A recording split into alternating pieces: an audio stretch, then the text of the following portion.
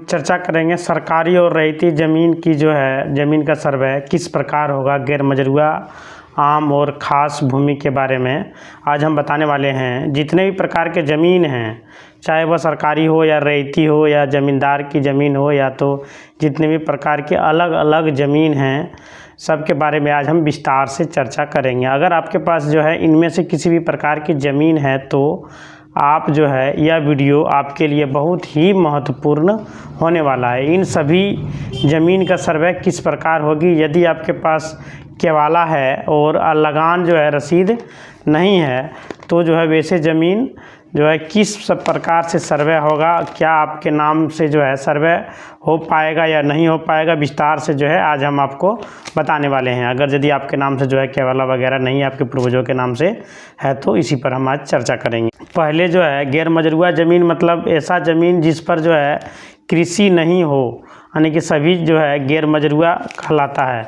जैसा कि मान लीजिए नदी हो गया, सड़क हो गया, नाला हो गया, कब्रिस्तान हो गया, या तो शमशान घाट हो गया। ये ज़मीन जो है जहाँ कृषि नहीं होता है वे सभी ज़मीन का जो है गैर मजरूआ ज़मीन की श्रेणी में आता है, यानी कि जो है ये सरकारी ज़मीन होता है।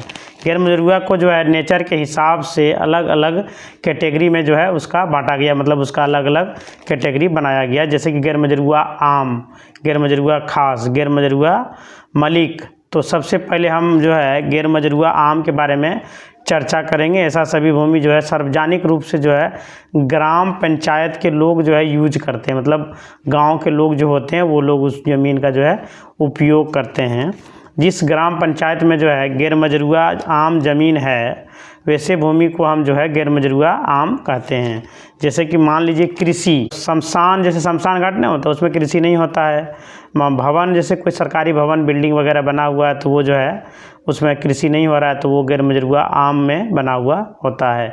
ये सारे ज़मीन जो है ग्राम पंचायत के आम लोग यूज करते हैं। जैसे होता है कि जैसे सरकारी ज़मीन हुआ वहाँ पर गैर मजरूआ ज़मीन हुआ तो वो लोग वहाँ पर रहते हैं, बैठते हैं, वो लोग ज़मीन का उपयोग करते हैं। इस ज़मीन की जो है बंदोबस्ती जो है विशेष व्यक्ति के नाम से नहीं किया जा सकता है। ज़मींदार उन्मूलन के पहले भी जो है इस पर जो अधिकार था जिस ग्राम पंचायत का था उसी के ग्राम पंचायत के लोग जो है का उस पर अधिकार होता था। लेकिन इसमें 1950 से पहले जो है इसमें ज़मींदार लोगों का जो है अधिकार प्राप्त रहता था। वो लोग जो है वो ज़मीन किसी को यूज करने के लिए दे दिया करते थे, उससे जो है लगान वसूल करा करते थे। मतलब वो लगान जो ज़्यादा देता था उसको वो ज़मीन यूज करने के लिए दे दिया जाता था और उससे जो है लगान वसूल करता था। तो पहले ज़मींदार इसका विशेष प्रकार का जो है अधिकार था। ऐसा गैर मजरूआ आम जो है ज़मीन जिसका नेचर चेंज हो गया, मतलब बदल गया, उस ज़मीन का जो है ज़मींदार द्वारा बंदोबस्त की जा सकता था। मान लीजिए जो था कि नदी अब भरा, नदी मतलब जो होता है नदी पहले सरकारी होता था, उस ज़मीन का उपयोग जो है सारे लोग करते थे। जैसे अब क्या किया कि नदी को काट काट के जो है खेत बना दिया गया, तो उस ज़मीन को जो है ज़मींदार क्या करता था कि बंदोबस्ती कर देता था किसी को, ताकि उसका जो है लगान वो ले सकता था, उस रैयत से जो है लगान वसूलता था। यदि वैसा बंदोबस्ती पेपर किसी भी रैयत के पास है तो कोई अगर यदि उस तरह का बंदोबस्ती का जो है खेत का अगर यदि उपयोग अभी कर रहा है और अपने आप को वो रैयत बता रहा है तो बाद में जो है वो भूमि जो है सरकारी हो जाएगा। वर्तमान में वो अपने नाम से जो है सर्वे जो है करा लिया है। इसमें जो है कुछ मतलब कंडीशन लागू है कि जब बंदोबस्ती पत्र होना चाहिए जो है 1/1/1946 से पहले का होना चाहिए, मतलब रिटर्न जमाबंदी में नाम होना चाहिए। वर्तमान में ज़मीन का जो है दखल कब्जा स्वरूप भी चेंज होना चाहिए, मतलब वो ज़मीन जो तबाद की अवस्था में होना चाहिए उन पर वो कृषि वगैरह अगर यदि कर रहे हैं और 1/1/1946 से पहले यदि उनका बंदोबस्त हुआ है तो जो है वो उनका रह सकता है।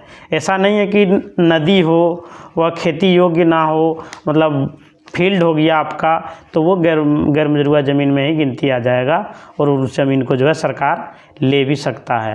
मान लीजिए आपको वो ज़मीन मिला, यदि आप उपयोग कर रहे हैं उतना दिन से तो आप दावा कर सकते हैं वो आपका कब्जा हो गया।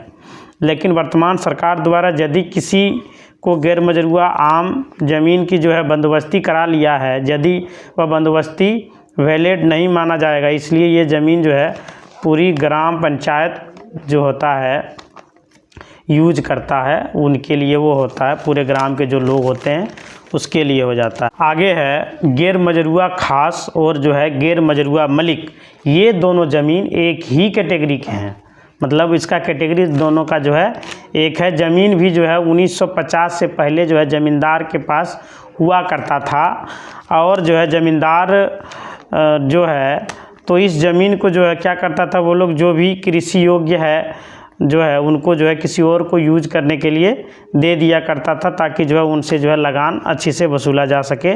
यह ज़मींदार की जो है मानी जाती थी। यह ज़मीन में कंडीशन जो है लगा दिया गया था कि भूमि सुधार अधिनियम 1950 आया, तो भूमि सुधार अधिनियम के तहत जो है धारा 5, 6, 7 के तहत ज़मींदार उन्मूलन हो गई, और ज़मींदार की जितनी भी गैर मजरूआ ज़मीन थी वह सरकार के पास जो है चली गई। मतलब गैर ज़मींदार लोग जो दूसरों को देते थे यूज करने के लिए, कुछ ज़मीन वो लोग ले लेते थे, जो कि वो अगर यूज नहीं करते थे, छोड़ देते थे, मतलब लगान नहीं दे पाते थे, तो वो ज़मीन ज़मींदार के पास चला जाता था। अब जो है उस ज़मीन का जो है मालिक जो है बिहार सरकार है। गैर मजरूआ खास और गैर मजरूआ मलिक की सारी ज़मीन जो है बिहार सरकार में जो है वो अपने अंडर ले लिए हैं। मतलब सरकारी ज़मीन एक तरह से मान लीजिए वो हो गया है। अब बात बहुत जो है सारे लोग का, जैसे गैर मजरूआ खास, गैर मजरूआ मलिक ज़मीन पर कब्जा अभी भी बनाए हुए हैं। जैसे कि कोई मकान वगैरह बना लिया है तो क्या होगा, तो इसमें भी ज़मींदार लोग जो है 1950 के पहले ज़मींदार के पास यह जो है ज़मीन थी, और ज़मींदार ने कई रेतों को जो है बंदोबस्त कर दिया था, साथ ही हुक्मनामा भी दे दिया था। आज भी देखिएगा बहुत लोगों को जो है हुक्मनामा मिला हुआ है, उसका भी जो है मान्य होगा। यदि किसी जो है रेती के पास 1/1/1946 मतलब आज़ादी के पहले से बंदोबस्त पत्र है और रिटर्न जमाबंदी के नाम है, तो गैर मजरूआ मलिक और जो है ख़ास ज़मीन का जो है रसीद कट रहा है। वर्तमान में ज़मीन पर जो है कब्जा भी उन्हीं का है, यानी कि वो उस ज़मीन पर जो है कुछ कार्य कर रहे हैं। तो सर्वे जो है उसी रैयत के नाम से होगा, जिसमें एक कंडीशन है कि रिविजनल सर्वे जहाँ जहाँ जो है फाइनल हो चुका है, यदि उसमें जो है जमाबंदी बिहार सरकार लिखा गया है, तो जो है ज़मीन का सर्वे बिहार सरकार के नाम से ही कर दिया जाएगा। क्योंकि उस रैयत को जो है चैलेंज करना था कि उस ज़मीन पर जो उसका सर्वसाधारण मतलब रिविजनल फाइनल हो गया है, उस ज़िला में खाता खोल दिया गया है, सर्वसाधारण के नाम से जो है। आप कोशिश करें कि आप जो है फॉर्म भर के दीजिए, और आपकी सुनवाई बंदोबस्त पदाधिकारी के पास होगा, और अपनी बात जो है वहाँ पर रखने में सक्षम हो, तो आपका जो है खाता आपके नाम से खुल सकता है। मतलब आपको दावा करना पड़ेगा वहाँ पर, और जो है वहाँ पर जाना पड़ेगा और बोलना पड़ेगा कि मेरे नाम से जो इतना दिन से मेरा कब्जा है, मेरे नाम से खाता खोल दिया जाए, तो वो खोल सकता है। यदि नहीं खुलता है तो जो है स्पेशल सर्वे के विरुद्ध जो है कोर्ट में आप मुकदमा दायर कर सकते हैं इस विरोध में, फिर भी आपका नाम से जो है खाता बन सकता है। अगर यदि वहाँ पर नहीं सुनवाई होगा तो आप कोर्ट से पा सकते हैं, वहाँ पर आपको मिल जाएगा। जिस ज़िला में जो है रिविजनल सर्वे फाइनल नहीं है जो है, उस ज़िला के यदि 1/1/1946 से पहले यदि बंदोबस्त पत्र कोई दिखाता है वहाँ पर, उस ज़िला में रिटर्न में आपका नाम अगर दिखता है, वर्तमान में लगान रसीद जो है कट रहा है, तो जो है उसी रैयत के नाम से जो है खाता खोला जाएगा। अगर यदि नहीं खोला जाएगा तो आप कोर्ट से जो है हासिल कर सकते हैं। बकास्त ज़मीन के बारे में हम चर्चा करेंगे। जैसे कि ऐसा ज़मीन जो पहले रैयत का जो है था, लेकिन 1885 से पहले भी ज़मीन था, वो रैयत जो तबाद जो है कर रहा था, और वो ज़मींदार की जो है उसको टैक्स नहीं देते थे आया, इसलिए जो है ज़मींदार ने वह ज़मीन जो है रैयत से ले लिया। मतलब आपको यूज करने के लिए हमने दिया, आप जो है उसका उपयोग नहीं करेंगे, उसका लगान जो है नहीं देंगे, तो वो लेके वो किसी और को दे दिया करता था, जिससे वो लगान अच्छे से लेता था। यानी कि 1885 के अनुसार उसका खाता जो है बकास ज़मीन के जो है नाम पर हो जाता है। बकास ज़मीन जो है एक तरह से आप मान सकते हैं, जैसे कि आपको मिला है, आप यूज नहीं कर रहे हैं, तो वो किसी और को दे दिया करता था। बकास ज़मीन के नाम से जो है खाता खोल दिया जाता था। उस ज़मीन का मालिक जो है ज़मींदार हुआ करता था, यानी कि मतलब जो ज़मीन है उस ज़मीन का मालिक ज़मींदार हुआ करता था। जो है ज़मींदार के पास जो है उस ज़मीन का सेल डीड करने मतलब बेचने का और उसको किसी और को जो है यूज करने के लिए देने का अधिकार उन्हीं के पास होता था। बंदोबस्ती करने का भी अधिकार जो है उन्हीं के पास होता था। जब ज़मींदार जो है उन्मूलन हुई तो ज़मींदार अपने पास बहुत मात्रा में जो है ज़मीन को रख लिया गया और सरकार ने जो है भूमि सुधार अधिनियम 1950 में यह प्रावधान किया गया कि जिन जिन ज़मींदारों के पास जो है बकाश्त ज़मीन है वो जो है कृषि लगान निर्धारण करवा सकता है। मतलब आप जो है अपने नाम पर उस ज़मीन को ट्रांसफ़र करा के कृषि का जो है उसका जो लगान जो है दे सकते हैं कि आप लोग के पास अगर बकाश्त ज़मीन का खतियान है और ज़मीन खरीदे हैं तो केवाला लेते हैं तो और एक जो है आवेदन तैयार करें लगान निर्धारण से संबंधित में जो है अंचल में जो है जमा करें, वेरीफाई होगा, आपके नाम से जो है लगान निर्धारण कर दिया जाएगा। लेकिन क्या हुआ कि बहुत सारे ज़मीन जो है सरकार ने ले लिया, इसलिए जो है एक जो है नियम जो है निकाला था भूमि अधिनियम 1961। इसमें कहा गया कि ज़मींदार के पास एक जो है सीमित अधिकार दे दिया गया था, जिसमें जो है कहा गया था कि जोत आबाद वाला जो भूमि है वह जो है 15 एकड़ ही रख सकता है।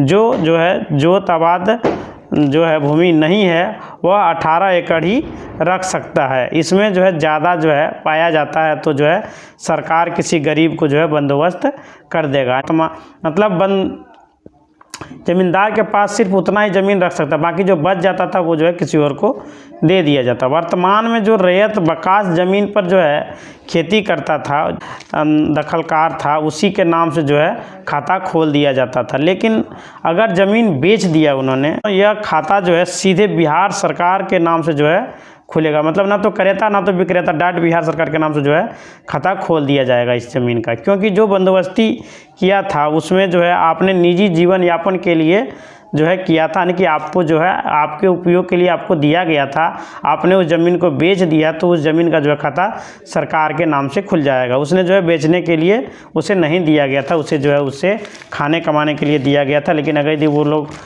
अभी क्या कर रहा है कि गैरमजरूआ ज़मीन को आप देखते होंगे कि जो है किसी और को जो है घर बनाने के लिए दे दिया जाता, दान पत्र में दे दिया जाता। भविष्य में यदि वो चाहेगा रजिस्ट्री करवाने तो वो नहीं हो पाएगा, वो थोड़ा सा मुश्किल उसको होगा और वो थोड़ा परेशानी में आ जाएगा। अब आपको बताते हैं कि बेलगान ज़मीन जो है क्या है। ऐसा ज़मीन जिसका लगान निर्धारण नहीं हो सकता, जैसे कि मैंने आपको इस पर जो है वीडियो मेरा वीडियो चैनल पर जाके देख सकते हैं बना हुआ है, जिसका कि 1954-1955 में रजिस्टर 2 में नाम नहीं चढ़ा है और वर्तमान में जो है लगान कटा रहे हैं, लगान नहीं दे रहे हैं, वो सभी ज़मीन जो है बेलगान ज़मीन कहलाता है। यानी कि जिस ज़मीन का आप जो है लगान नहीं दे रहे हैं, बहुत सालों से नहीं दे रहे हैं, वो ज़मीन बेलगान ज़मीन कहलाता है। और आपने यदि ज़्यादा दिन तक लगान नहीं दिया है तो आप लगान यानी कि रसीद कटा लें, नहीं तो आपका ज़मीन को बेलगान ज़मीन के अंदर कर दिया जाएगा, फिर आपको परेशानी होगा। तो अब जो है वर्तमान में उस ज़मीन का जो है लगान निर्धारण करवा सकते हैं। अगर आपके पास खतियान है, केवाला है, तो जो है आप खतियान या केवाला के माध्यम से जो है आवेदन तैयार कीजिए। लगान निर्धारण से संबंध में अंचलाधिकारी के पास जो है आवेदन जमा कीजिए, फिर जो है वेरीफाई करके आपके प्लॉट पर आएगा और उसके बाद जो है अंचल में बड़ा बाबू के पास वेरीफाई होगा। फिर जो है सरकारी अमीन जो है आपके ज़मीन को नापने के लिए आएंगे और वो जो है नाप के एक डाटाबेस को तैयार करेंगे और उसके बाद जो है वो रिपोर्ट जो है अंचल अधिकारी को सौंप देंगे और वहाँ से वेरीफाई किया जाएगा। उसके बाद जो है रिपोर्ट DCLR ऑफिस तक भेजा जाएगा। उसके बाद जो है DCLR का आदेश देंगे कि अंचलाधिकारी द्वारा लगान निर्धारण कर सकते हैं, बेलगान ज़मीन को जो है लगान में बदल दिया जाएगा। यदि आपके पास जो है टाइम नहीं है और सर्वे में फॉर्म जो है भर दिए हैं तो आपको जो है घबराने की कोई ज़रूरत नहीं है, कोई बात नहीं है। ज़मीन जो है कब्जा है तो आपके नाम से सर्वे हो जाएगा और वो ज़मीन अगर यदि उसका कोई भी कागजात आपके पास है तो आप ही के नाम से सर्वे होगा, आपको परेशान होने का कोई ज़रूरत नहीं है। लेकिन आप अगर यदि किसी ज़मीन का अगर यदि लगान 10 साल से नहीं भरा है तो उसे आप भर दें, कभी भी सरकार इस पर एक्शन लेके आपके ज़मीन को जो है बेलगान जो है ज़मीन कर देगा तो फिर आपको दिक्कत हो जाएगा। आप जो है इसलिए आपको ज़मीन का रसीद कटा लेना है। दोस्तों आज हमने चर्चा किया था आपके समक्ष जो है सरकारी और रैयती ज़मीन की जो है सर्वे जो है किस प्रकार होगा, गैर मजरूआ खास और भूमि के बारे में जो है हमने चर्चा किया। इसी तरह का वीडियो देखने के लिए आप हमारे चैनल को सब्सक्राइब करें, लाइक करें और कमेंट करें। धन्यवाद।